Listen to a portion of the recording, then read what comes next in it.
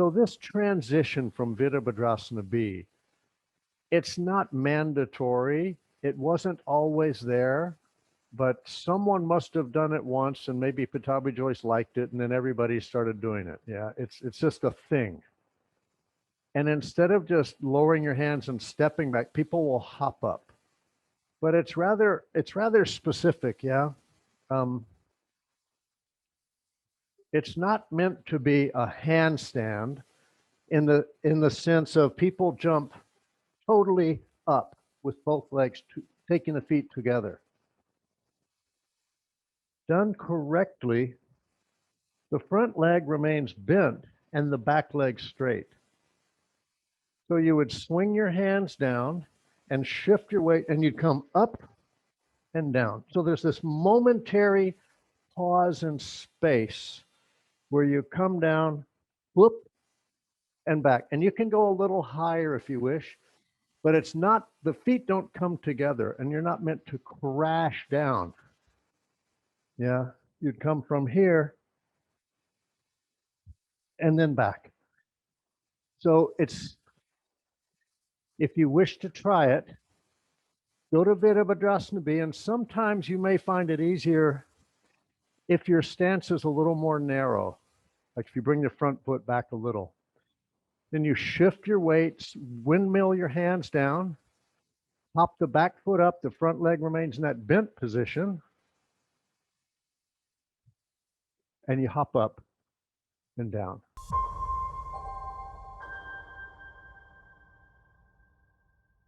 Through, maybe you would agree with this, from down dog jumping through, at some moment, nothing's touching the floor except our hands, right? If you want control, it would just be the hands on the floor for a little moment. That means it's a kind of handstand. If we were to define handstand as when nothing but the hands are touching the earth, yeah, handstand. The training for this jumping through and jumping back and handstanding begins in Surya Namaskara A. Two times during Surya Namaskara, nothing touches the floor except our hands, right? When we hop back and when we hop forward out of down dog. Those two moments, it's only the hands touching the floor. For that reason, I really emphasize people keeping their hands flat. When you hop and your feet come from the floor, I want you to imagine wearing roller skates. Okay, you have little wheels under your feet, and your feet are just going to roll toward the back of the mat. So the moment I'm airborne, there's that hop. At that moment, I take the feet back, but they remain really close to the floor. And you can land with arms straight for now. You don't even have to go to Chaturanga. So hands down, give that little bend in your knees, and that tiny hop, the moment your feet are off the floor, scoot them toward the back of the mat. If you're landing with a thump, that means the weight's coming out of your hands. Why? If your shoulders progress back when you hop back, the weight's coming into your feet. So keep the weight in your. What we're doing is hopping up and then just swinging the legs back. So try this. Stand up on your feet. Just stand up. And just take one leg and just swing it like that. Just like a pendulum. Not like kicking a soccer ball. You guys are going too much effort. Just relax the leg and just let it swing gently. It's not so much power. It's just that little bit of momentum. Petra, stand up for that rather than hands on the floor. Yeah, just feel the leg relaxed, swinging. That's how much effort you need to hop the feet back. It's just a little whoop. So again, two hands down. When you hop up, just relax those legs and like a pendulum, just swing them back. Less effort. It's not throwing them back there. The legs are relaxed. They're not like sticks. They're not like trees jumping back. More like a cloth blowing through the breeze. Yeah. Dog. Similar dynamic. We want the weight to come to the hands. But when we're in down dog, like hands here, feet here, there's greater distance than this first thing you were doing. So to transfer weight to hands, it's a longer trajectory. I could jump my feet toward my hands quickly, like throwing a baseball, or like throwing a basketball. A basketball moves in this arching shape, which is a transferal of weight from feet into hands. The baseball means it's all forward momentum and you'll feel like you're flying forward. Okay, so go to down dog.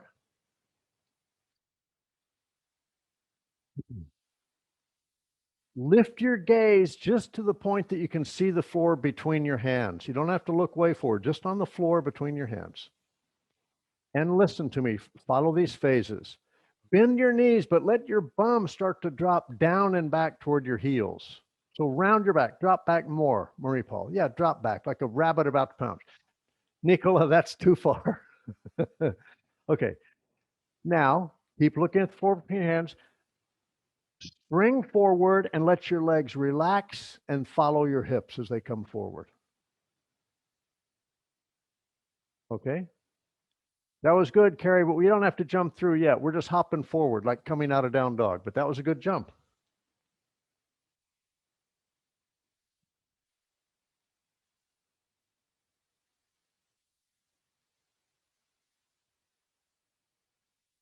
Okay, relax. Some of you are a little bit like a baseball. It means you're thinking of forward momentum. You need to feel this trajectory of the hips have to come up a little more. Yeah. And here's two other little things. Let's say at the front of my mat here is a stop sign. Okay. And I'm driving my car and I'm going to be a good driver and I'm going to stop where the stop sign is. I'm not going to go through it, right? When do I apply my brakes? Do I apply them when I reach the stop sign? No, I would roll all the way out into the intersection. When do I apply them? Before I ever get there. Back here, I start to ease on the brakes so that when I get there, I stop.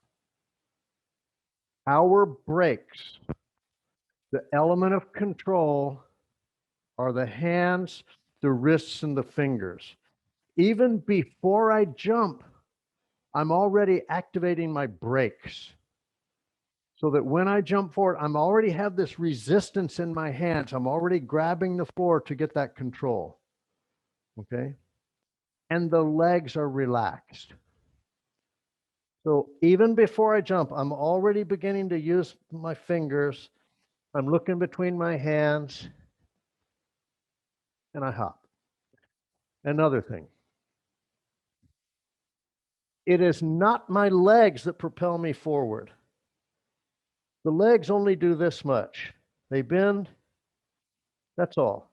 That's all the power. That doesn't get me forward. What's propelling me forward? It's the feet. It's this action. It's the ankles and the toes that spring me forward. So I bend back. As I start to straighten the leg, I'm pushing off from the ankles and the toes. That will make it more subtle and give you more control.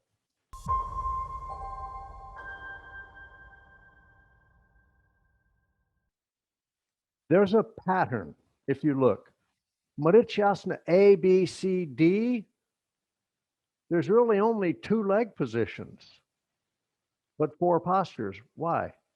We just have 2 leg positions, leg position 1 and leg position 2. We take those 2 leg positions and we fold forward with those leg positions. Then we repeat the same leg positions and we twist. The same is true with EFGH. There's just 2 leg positions there and you fold forward with them and then you twist. Yeah. So let's look at A. As a teacher looking from the front, I like to see this vertical line of this bent leg. That means there's a little space between foot and leg. You see, if I bring my foot in, what happens? The knee is way out to the side. There's a little space, like about the space of your hand. It's okay for the sit bone to be off the floor. If your right leg is up, leave your left hand on the floor for a moment, outside your hip, pointing backwards. Use that to push against the floor and take your right arm and reach way out across the room. With the left hand still on the floor, wrap your right arm around and then take the left hand from the floor. So that action gives yourself an adjustment. Yeah. You learn to use the floor and directions of energy so you can adjust yourself without someone pushing on you. You do the same thing.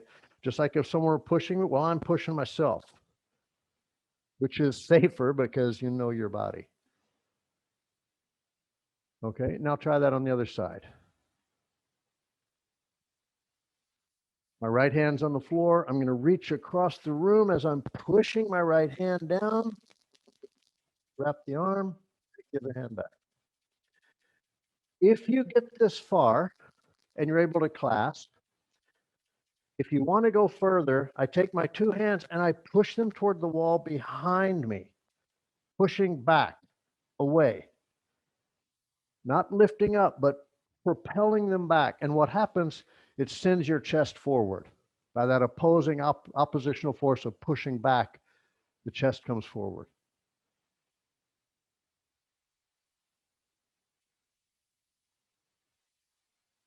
Okay. So we're going to go to C now. Skip over B for the moment.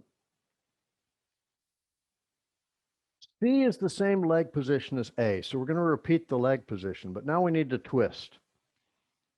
There's different alternatives. One is people put an elbow here, and that's okay, but look at my upper body. See how my shoulders are sort of squishing in? I find it better to do this. So even if you're able to bind, I want you to try this first. Sit up tall, bend your right leg, hug the leg with your left arm, right hand on the floor behind you, sit up tall, and look back over your right shoulder.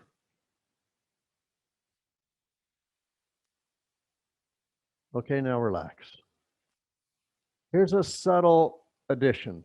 Instead of only hugging, while I hug, I'm going to move my left elbow toward my left foot and my right shoulder toward the wall behind me and the top of my head toward the ceiling. And see how that feels. It should create all kind of space. So the left elbow pulling out toward the left foot, right shoulder toward the wall behind you, and head toward the ceiling. Now try that on the other side. Hugging, sit up really tall, right elbow toward right foot, left shoulder toward the wall behind, head toward the ceiling. Should feel really nice.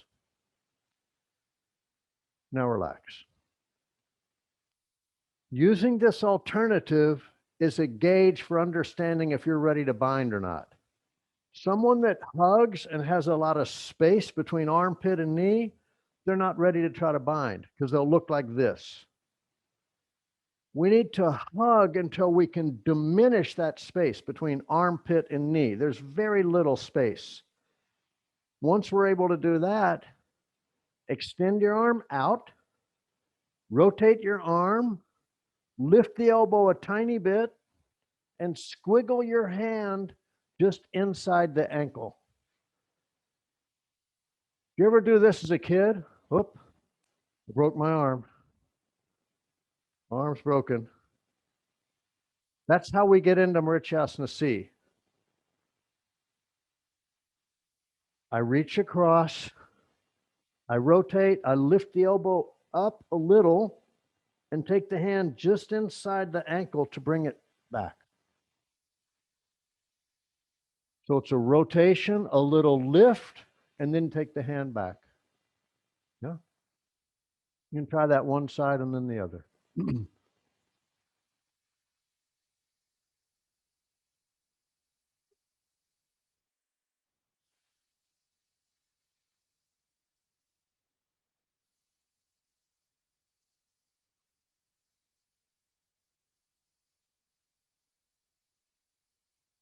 Okay. And honestly, D is the same thing, but more dangerous and much more difficult because of the half lotus. So alternatives to the half lotus is the only change between C and D is this. C, D, or A, B. Instead of half lotus, I leave the foot on the floor. Then it's exactly the same stuff you were doing before. You can experiment from there. Once you get that leg up there in half lotus, it's harder. You got to be a little cautious. And personally, in B, I keep the knee open when I fold forward. And in D, I start to bring it in. Yeah. And you can just hug like this. And if you have a big space there, you're not ready to bind. Just remain in the hugging thing until all that space disappears. Or just put the foot on the floor, be happy.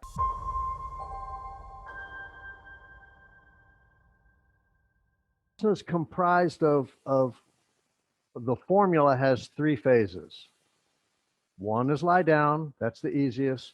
2 is the most crucial because that's the timing and momentum of taking legs and arms up at the same time. And 3 is when you push and go over. Yeah, so.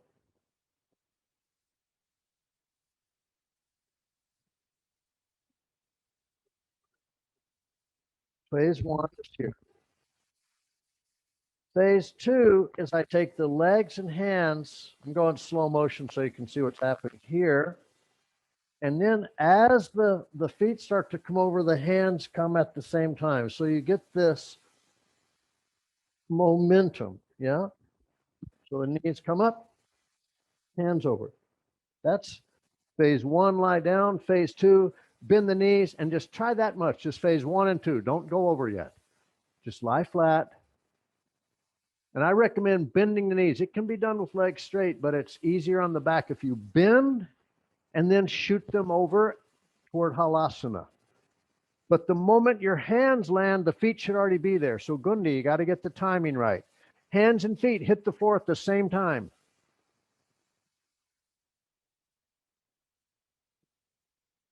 And if you bend and then straighten, that straightening action is what creates the momentum as you're going over.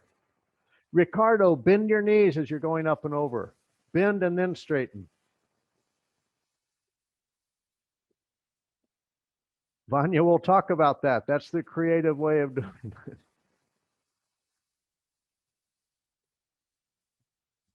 So if you bend and then straighten, you're creating momentum. The third phase is crucial, yeah. The second phase sets it up because you're creating momentum. So personally, I don't like to go back and stop. If you go back and just stop, it's just brute force to try to like muscle your way out, like, yeah. But if you use momentum, you don't need so much power. So by using the momentum of the legs, the moment you feel the tipping point that you're going beyond that center line, you start to push. But this is crucial. Never lift your chin and look back. People will do that, yeah? It's really dangerous. It makes sense because if you're doing a back bend or a back flip or diving into a pool behind you, you look back. But if you look back while you're doing chakrasana, you're going to damage your neck. Tuck your chin and look to your navel. So as you're going over, you tuck your chin, look at your navel, and leave your head tucked like that all the way until you're in a down dog. Then lift your chin. Now, I'm not there to lift you over. If I were in a class, I'd have you guys partner and throw each other over. Yeah. If you have a buddy there, you can do that where they'd stand behind. And when you get to phase 2, you lift their hips while they push and you throw them over. If you can get the momentum, it's better.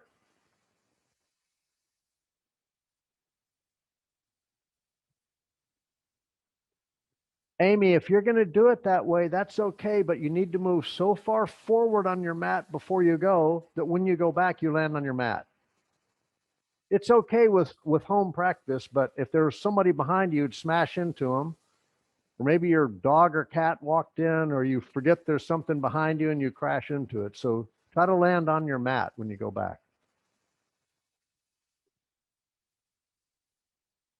A lot of you are very creative.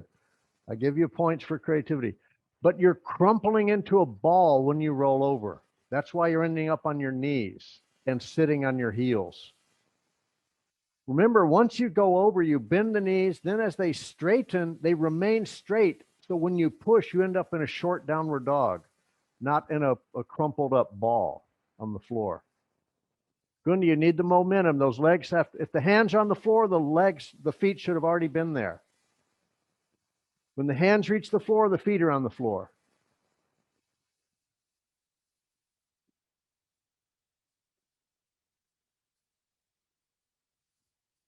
But you see how you're ending up on your knees. Yeah, you want to try to end up in a down dog, and you really got to push with the arms.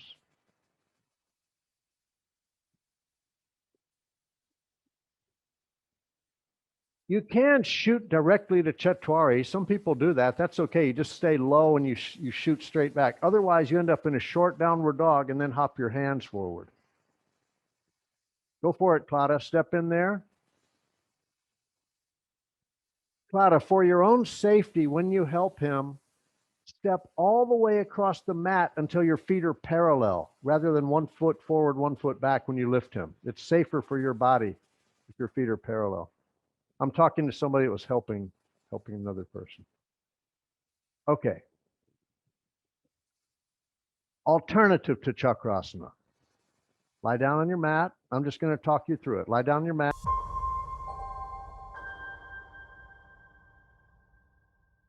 A lot of times people will have a flexible back. The back is flexible enough to go up, but it's the shoulders.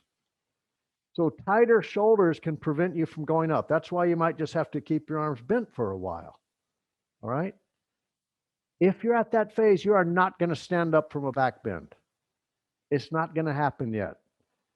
You need to have a really flexible back and have fully extended arms and be able to walk your hands and feet a little closer. And then it's weird, but you're trying to get a sense of direction. You're trying to find your feet. So once you have that open back, you're going to rock forward and back, finding your feet. Oh, there's my feet. There's my feet. There's my feet. And then you're going to push the floor away like you're throwing 2 basketballs. You would push the floor, but you keep your hands there to catch yourself in case you fall back, which is a likelihood when you're learning this. So you'd push off and catch yourself and push off and catch yourself until you're able to push enough and you get halfway up. Then James Brown comes to town, you squeeze your legs and you come all the way up. But James requires you to get halfway there first.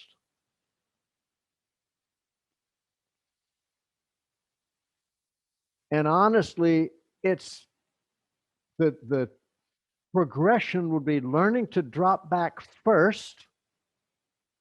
And once you can start doing that with control, you think of standing up. Standing up is harder than dropping back, because dropping back, there's a point where you can just fall as long as you catch yourself. But that part where you fell, if you think about it coming up, you have to create momentum by pushing off with the arms. And this is where you get a lot of help in a Mysore class. Teacher will come and grab your hips, etc. Yeah.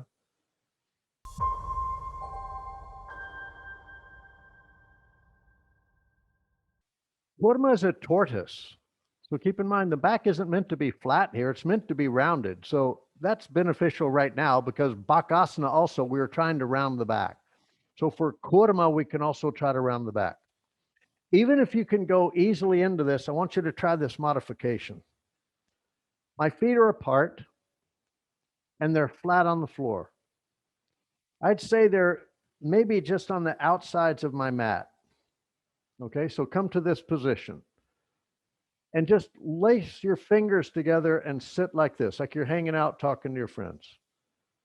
That means your knees right now are maybe just a little further apart than your shoulders. That's where you want them to remain, okay? Now, without moving the knees, release your hands and drop inside the legs. Take your hands around your ankles, grab hold and pull your chest down and forward. So that's setting you up. Yeah. This is a variation. You can just stay there. Or those of you who are able, take one arm back and then the other. And you want to keep the knees in so that they're not on your elbows. Now, if you want to go further, check it out. I flex my feet, and then imagine your feet are on train tracks. Don't let them go out. Push them straight ahead until you reach your maximum, not out to the sides.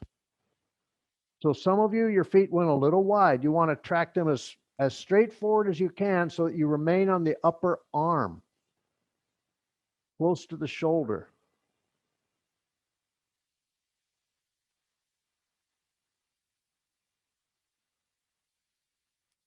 Only if your chest and shoulders are on the floor should you attempt to lift your heels off the floor.